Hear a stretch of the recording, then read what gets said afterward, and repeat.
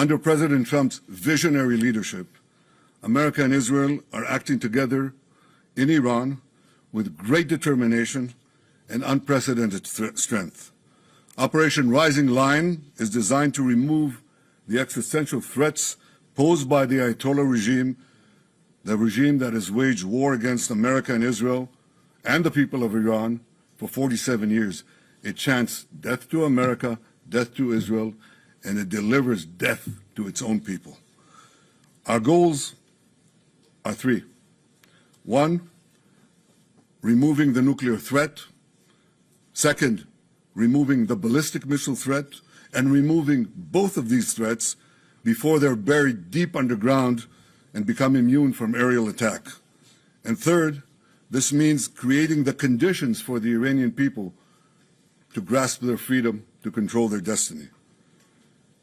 Today, the Ayatollah regime is not only attacking America, not only attacking Israel, not only attacking the Iranian people, it is attacking the entire Middle East and beyond. They've attacked civilians and Americans and American assets in Iraq, Kuwait, Saudi Arabia, Bahrain, Qatar, UAE, Oman, and they've even attacked through their proxies Cyprus and Europe. We've warned for decades that their ballistic missile program would be used to attack these targets far and wide, and if they're not stopped, that's just the beginning.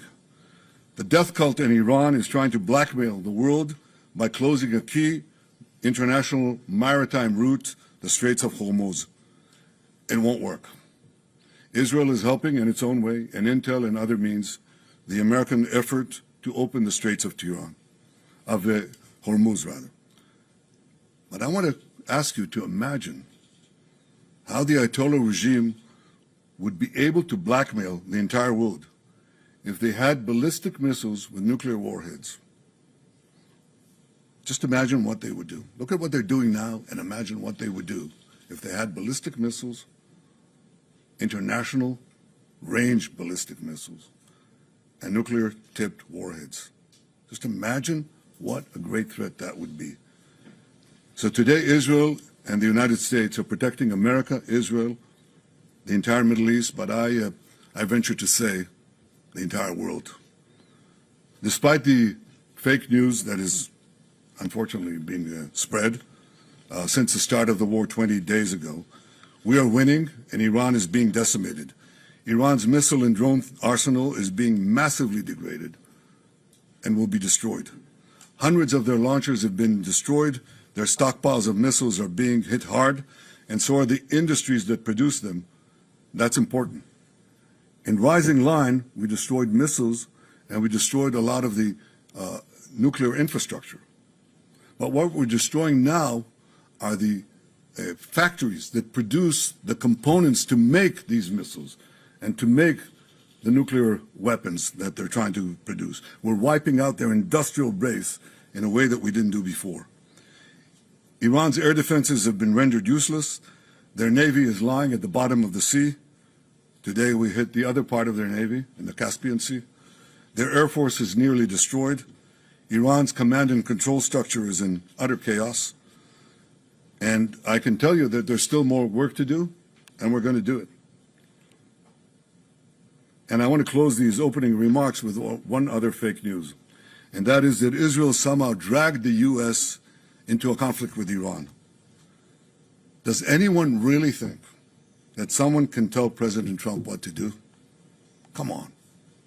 President Trump always makes his decisions on what he thinks is good for America, and may I add, I think what is also good for future generations. In this case, those interests are absolutely clear, and so is the clarity of our achievements. Together in close coordination with President Trump, the close coordination between America and Israel, our militaries, our intelligence services, we're achieving goals in lightning speed. But I want to say another word. It's been said that for 40 years, I've been saying that Iran is a danger to Israel and a danger to the world. That is true. You know who else said that? President Trump. 47 years ago, when the Iranian thugs took over the American embassy, he said how dangerous this regime is. In his first term in office, he didn't need any convincing. He said the Iranian nuclear deal was the worst deal that he'd ever seen, and he walked out of it. Right before his second term, before he was reelected, I went to see him in Mar-a-Lago.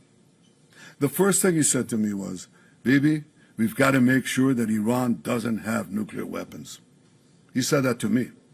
I didn't say it to him. He didn't need any convincing there either.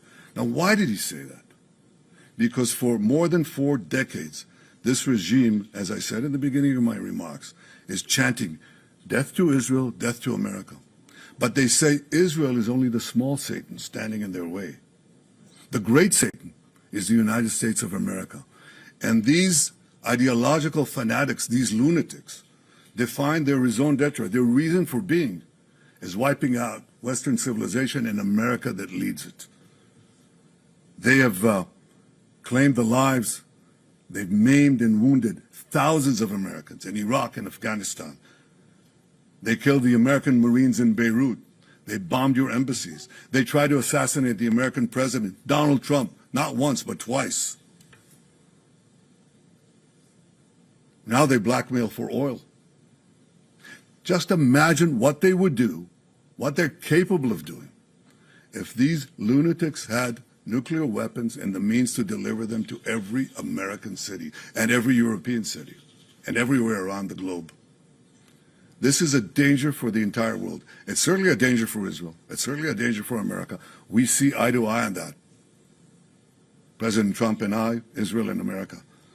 But I think if people are honest, if leaders are honest, they would understand that we're not only fighting our fight, we're fighting their fight. I speak to dozens of world leaders. Dozens. They all know that. And privately, they all say that. They say that privately, but I say it publicly. The world owes a debt of deep indebtedness to President Trump for leading this effort to safeguard our future.